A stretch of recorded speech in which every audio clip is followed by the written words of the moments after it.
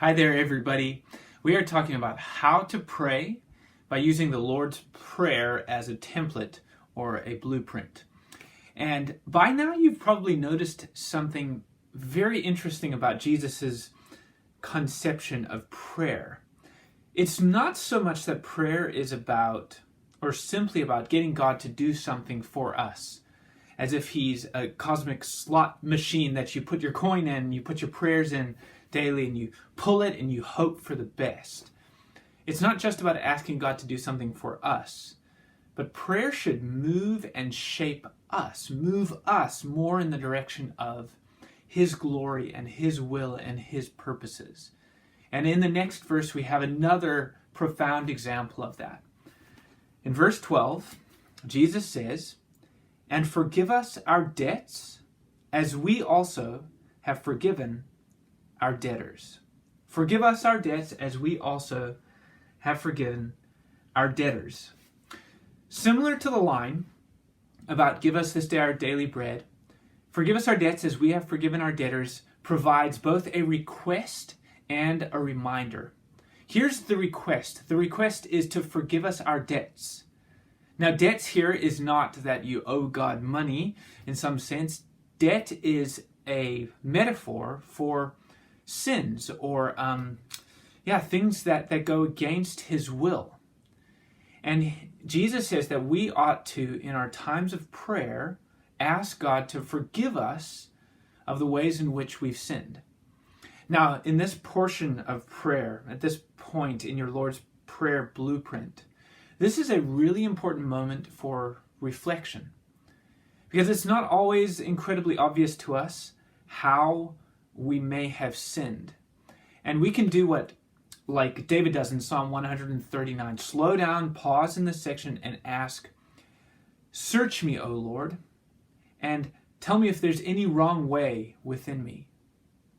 This is really, really important, because if we are called to keep God's name holy, to hallow God's name, and to fulfill His purposes, to let His kingdom come and His will be done in our lives as it is in heaven, then the thing that is antithetical to that are the ways in which we've sinned against God.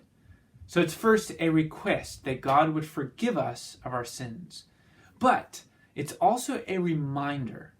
That second line is, "as we also have forgiven our debtors."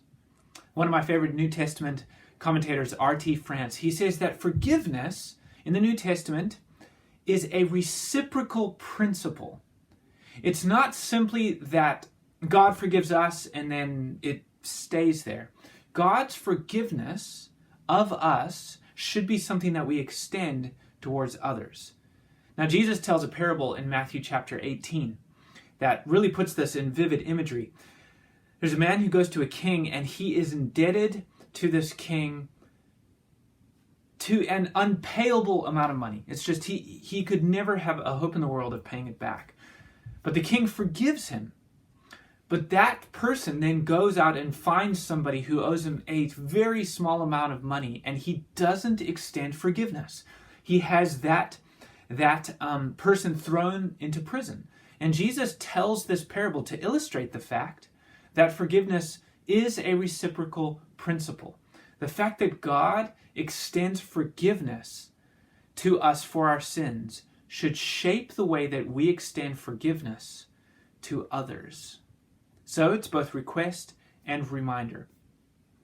Let's refresh. How do we do this in our time of prayer? First, we reflect.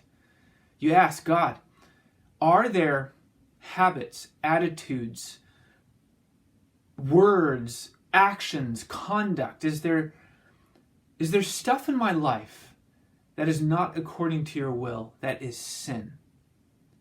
Would you forgive me of those sins? And then it's a reminder that forgiveness should shape the grace that we give towards others. This is a moment in my prayers that kind of have a relational focus. After these moments of prayer, I've had to make phone calls and apologize for something I've done. In terms of sinning against a person, I've had to deal with unforgiveness against people. This is a profound moment of reflection and response when it comes to our prayers. And this is God's grace to us. It's one of the ways that we are able to hallow his name, to keep his name holy. That in view of how he has forgiven us through Jesus Christ, we can now extend that grace towards others. God bless you.